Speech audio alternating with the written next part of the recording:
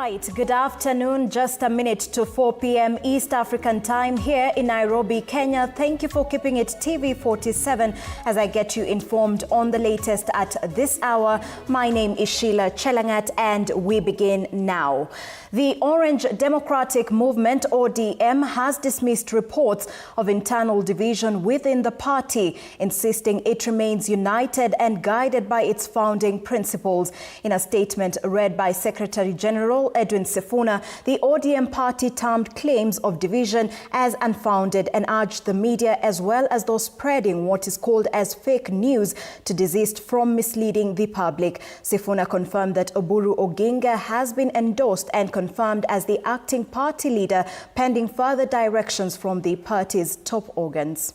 We endorse Honorable Dr. Oburu Oginga as the new acting party leader and urge the party rank and file to accord him all the necessary support and cooperation to enable him guide the party through this difficult time. Baba built this movement on the foundation of values of democracy, equity, inclusion, and truth. ODM is not just a political party, it is a covenant that we, the living, must now renew.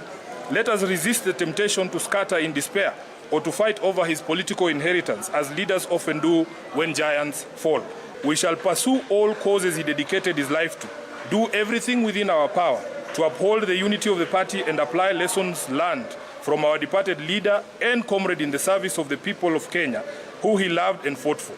We reiterate the commitment of the party to the broad-based government until 2027, a relationship guided by the 10-point agenda entered into for the sake of peace and stability of the country. We wish to appeal to the national government that the constitutional provision for the funding of political parties is a yawning gap that has seen ODM owed billions in political party remittances. We believe that the best way for the national government to honor the late Raila Odinga is to release the money owed to the party so that our programs can run and the legacy of our leader can remain secure. And over 2 million pupils across Kenya are sitting for the Kenya Primary School Education Assessment, or KPSEA, and the Kenya Junior School Education Assessment, KJSEA. Those taking the Junior School Assessment will transition to senior schools, previously known as high schools. Education Cabinet Secretary Julius Migos Agamba says for the first time in examination history, the National Examination Council has rolled out smart digital padlocks in 250 examination storage containers across the country. According to the CS, this step is part of the wider reforms in sealing loopholes in exam security and real-time monitoring of the assessments and national examination. Meanwhile, PS Basic Education Professor Julius Bitok assured all grades 6 and 9 candidates of slots as they transition to the next grade. Smart digital padlocks.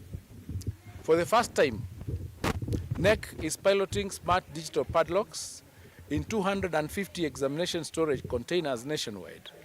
These locks are linked to NEC Command Center, allowing real-time tracking of the exact time each container is opened and locked. During this time of examinations, all persons within an examination center, including center managers, supervisors, invigilators, security officers, and support staff are required to surrender their mobile phones immediately upon receipt of examination materials. Our learners are prepared. We have enough spaces in senior school, grade 10. We have 2.4 million spaces against 1.1 million learners. So we have prepared everything. And into the corridors of justice, 7 young people who were arrested during the Saba protest can now breathe a sigh of relief after the Makadara law courts reduced their bail from 100,000 to 30,000 Kenyan shillings. The 7 who have remained in remand for over 100 days face allegations of stealing goods worth 3 million from the China Energy Engineering Group during the protests. Speaking outside the Makadara law courts, Law Society of Kenya Vice President Mwaura Kabata has called on the Office of the Director of Public Prosecutions to withdraw cases against protesters, highlighting the ODPP's zero conviction rate in such cases. Thank you so much, members of the press. My name is Mwaura Kabata, Law Society of Kenya Vice President. With me here today is a team of legal professionals, our colleagues from the Law Society of Kenya, who have come to attend to a matter that has attracted a lot of public interest. First and foremost, I'd like to thank the public that has continuously supported us by contributing their hard-earned money to help raise funds for this bill. And I'd like also to inform that we still have 46 young Kenyans in Kirinyaga who are yet to get reasonable bail terms from the judiciary. Who've been detained pre-trial. These people were picked on Sabasaba Day, that is on 7th July 2025. As they were heading home, some of them were attending to business and charged in court for stealing and handling stolen property. The Vice President of the Law Society, Moara Kabata, and also the lawyers who are on record, plus the campaign 50+ million organizers, and the support that they have given the 7 suspects.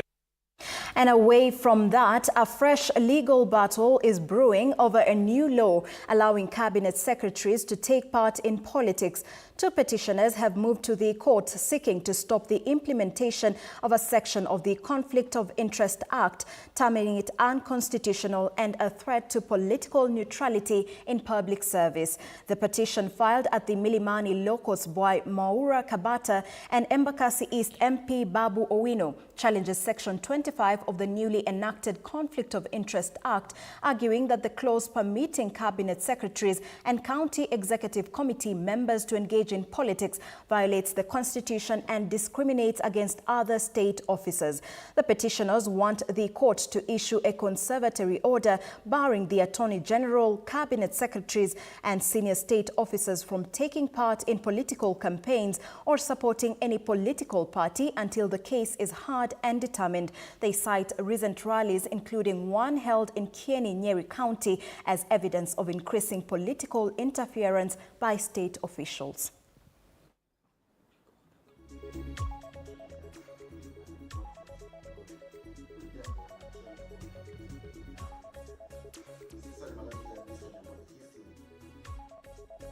And away from that, the government is raising alarm that scarce water and grazing resources are fueling tensions in Kenya and the Horn of Africa. Speaking during the International Conference on Water, Peace and Security in Nairobi, Interior PS Raymond Omolo, however, says the government is rolling out measures to prevent conflict and turn water from a source of tension into a tool of collaboration. Try to compare also the Nile Basin and the Nile. Here, because we recognize a fundamental truth that water is not merely a resource, but it's life itself. It's the foundation of our security, our stability, and above all, our survival. By enhancing cross-border cross-sector collaboration at the national level, that ministries and various agencies responsible for water, environment, agriculture, and security are working more closely than ever before through joint task forces and shared programs. And water security is now a shared priority. Within the Ministry of Interior, working together with the National Police Service, water is a critical infrastructure. And we have a dedicated police unit, the Water Police Unit, that is meant to secure the existing water infrastructure.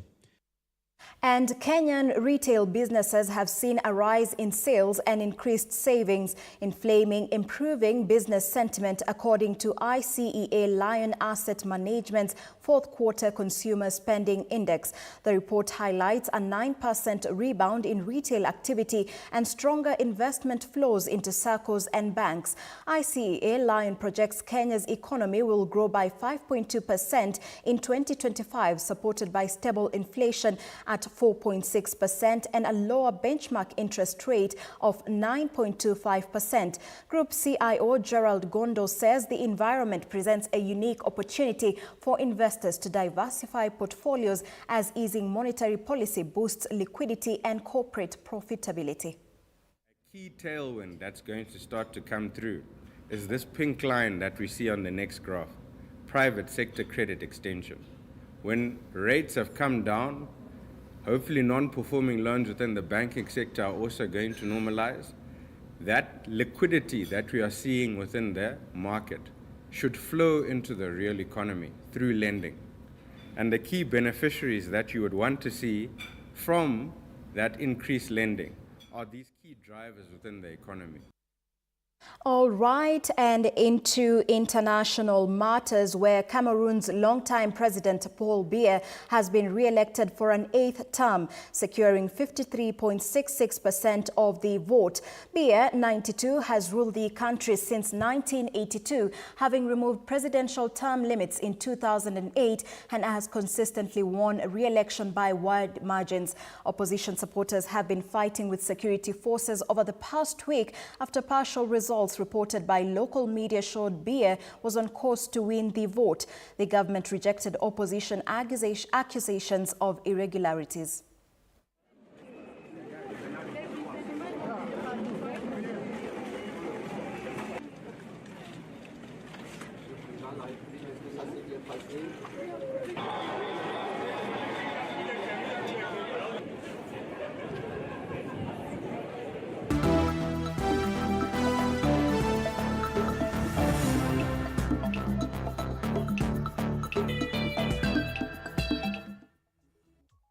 All right, and into the world of sports, where the four-ball of Vishesh Sonigra, Palash Tank, Sunil Parmar and Shafiq Dosaji returned a combined score of 114 points to emerge as the winners of the East Africa Golf Tour that went down this weekend at the Vetlab Sports Club. Their rivals Eric Wakarima, Peter Kiige, Harrison Karaoke and Henry Kamuti recorded a combined score of 110 points to finish second at the event that was graced by over 200 golfers from across the country.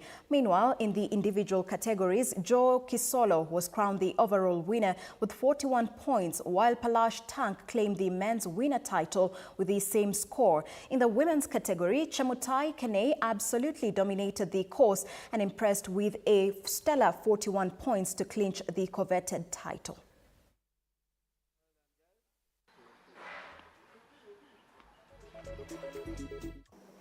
To date, we've had 35 teams.